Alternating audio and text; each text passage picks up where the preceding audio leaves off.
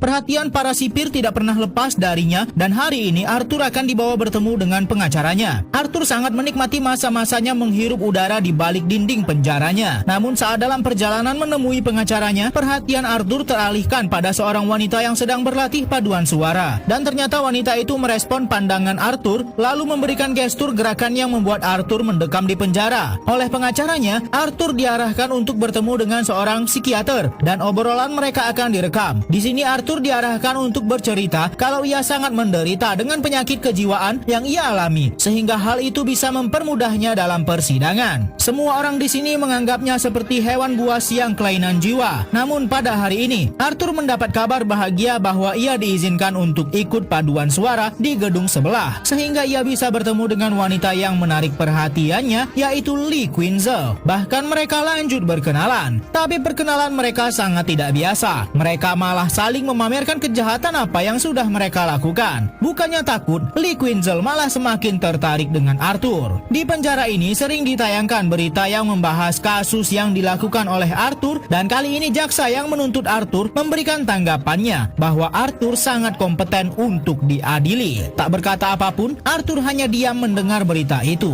Bahkan saking kesalnya, Arthur melampiaskannya dengan bernyanyi dan menari-nari di penjara. Bahkan tak jarang Arthur menangis di bawah curah hujan untuk melampiaskan emosi dalam dirinya. Arthur pun tak melewatkan kesempatan untuk menonton film bersama dengan wanita yang ia sukai di penjara ini, dan tampak Lee Quinzel sudah mulai bosan dengan pertunjukan ini dan beranjak pergi. Semua orang mengira ia akan merokok, namun Lee malah membakar beberapa kertas dan membiarkannya begitu saja, lalu kembali ke kursi penonton seolah-olah tak melakukan apapun. Barulah saat semua orang sadar api sudah semakin membesar, mereka baru berhamburan keluar, tapi tidak dengan Joker dan Lee Quinzel. Mereka malah memadu asmara dan bernyanyi bersama. Arthur alias Joker semakin jatuh cinta kepada Lee Quinzel setelah mengetahui bahwa Queen yang membakar penjara ini. Bahkan rencana mereka lebih gila lagi. Arthur dan Lee Quinzel malah ingin kabur dari penjara. Namun tentu saja mereka tak bisa merealisasikan fantasi mereka dan malah tertangkap para petugas. Sambil tertawa tak henti-henti, Arthur dibawa ke sel hukuman yang begitu sempit. Namun karena api asmara masih sangat membara di antara mereka, Arthur dan Lee Quinzel malah menikmati momen mereka bersama. Queen meminta Arthur untuk tetaplah menjadi Joker. Ia harus melakukan beberapa wawancara dengan psikiater untuk membuktikan benar bahwa ia memiliki penyakit. Awalnya semua berjalan lancar. Arthur menjelaskan bahwa penyakit kejiwaannya lah yang menjadi penyebab ia berbuat kriminal. Namun pewawancara malah sengaja memancing emosi Arthur. Pujaan hatinya yang menyaksikan tayangan wawancara ini pun kesal sampai ia mengambil TV yang menayangkan wawancara itu.